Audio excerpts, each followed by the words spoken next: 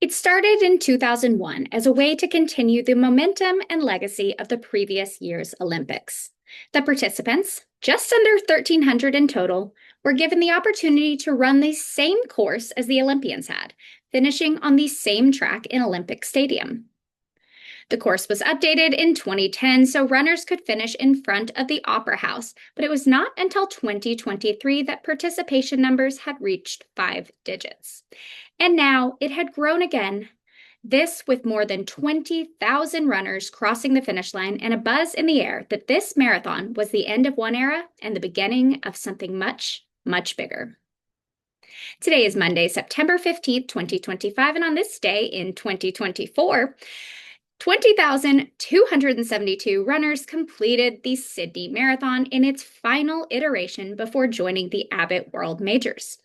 In this episode, we will learn about the humble origins of this race, its quest to become the 7th major, and how Sydney looks different this year and beyond.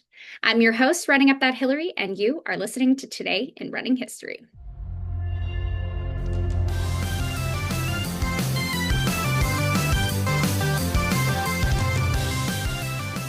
In the spring of 2000, just 5 months before the opening ceremonies of the Sydney Olympic Games, Athletics Australia organized a road race to test out the marathon course.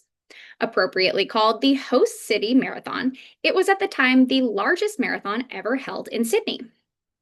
On the morning of April 30th, more than 5,500 runners from at least 50 nations ran across the starting line at the North Sydney Oval, across the Sydney Harbour Bridge, and finished inside Stadium Australia, which had been completed the year prior in preparation for the Olympics. Something that I found interesting about this race was that in addition to being open to the public, Olympians who would be racing the same course that fall were also allowed to enter the Host City Marathon and run it like a preview. For example, Host City was won by Australians Rod de Hayden on the men's side and Sue Hobson on the women's, both of whom ended up representing their country in the Olympic marathon later that same year. But anyways, 4,777 of those who entered the Host City Marathon ended up finishing, and Athletics Australia decided that the course would be a go for that year's Olympic marathon. The women's Olympic marathon happened on September 24th and was won by Japanese runner Naoko Takahashi in a new Olympic record of 2:23:14. The men's was on October 1st and was won by Gezahenge Abera of Ethiopia in 2:10:11.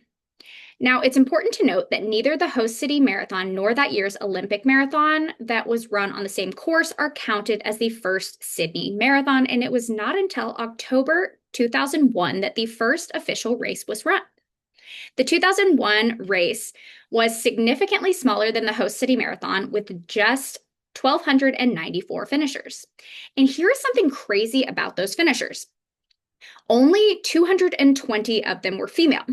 While running marathons in the early 2000s was definitely more popular among men than women, it was not a 5-to-1 ratio. For comparison, that year's New York City Marathon had 16,000 male finishers and 7,000 female. Chicago 2001 had 17,000 men who finished and 11,000 women. I have not been able to find a reason for this discrepancy, but did confirm with archival results that the ratio held steady until about 2011 when it was closer to 3-to-1. Even in 2025, there were more than twice as many men as there were women who finished, whereas most other major marathon ratios have gotten much closer to gender equality over time. And just because I was intrigued by this, I went ahead and checked the results for the Gold Coast and Melbourne marathons, and they followed this exact same pattern of male runners vastly outnumbering females. So maybe it's just an Australian thing. I digress. But anyway, the first Sydney Marathon was won by New Zealander Damon Harris on the men's side and Australian Krishna Stanton on the women's in what was her debut marathon. And a fun fact about Stanton is that she took second place in the Sydney Half Marathon in 2023 at the age of 57, which I thought was pretty badass. There have been a few more Australians to win the Sydney Marathon on the women's side over the years, but no Australian has ever won the men's race. The Sydney Marathon was in its 6th year when the World Marathon Majors were first established in 2006. At the time, the series was comprised of 5 marathons on 2 continents. Boston, London, Berlin, Chicago, and New York. Tokyo was added as the sixth major in 2013, and Abbott signed on as the title sponsor in 2015. In July of 2022, just 2 months before that year's Sydney Marathon, race organizers announced that they would attempt to become the seventh Abbott World Major. There were only 3,450 finishers that year, but by 2023, the field had grown to more than 13,000. As Sydney progressed through the World Marathon Majors selection process, it continued to grow. On September 15th, 2024, exactly 1 year ago today, and the final time the race was held before the Sydney Marathon joined the majors, there were more than 20,000 finishers.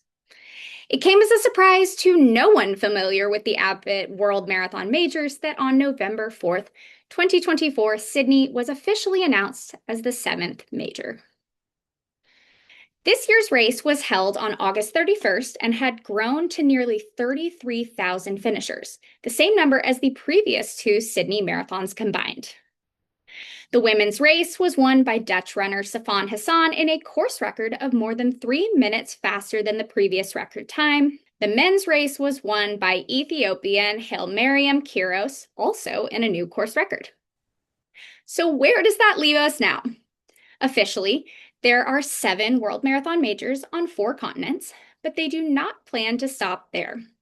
The same month that Sydney was announced as joining the majors, the Cape Town Marathon in South Africa passed the first stage in the process, with stage 2 on deck for next month. Shanghai was also announced as a candidate and began their process, but so far there have been no big updates as to its status. Cape Town and Shanghai would bring the number to 9, but who is to say it won't become 10 or 15 or 100? As long as the interest is there and the money follows, there is no limit in sight. That is all I have for today. Thank you so much for tuning in. Please make sure to do all the liking, subscribing, and sharing that you can, and then join me tomorrow as we head back 2,500 years to figure out whose bright idea it was to run a marathon in the first place. I'm your host, Running Up That Hillary, and this has been Today in Running History. I'm going to have to say the name again. Cool. The men's was on October 1st. Oh, damn it. Whereas most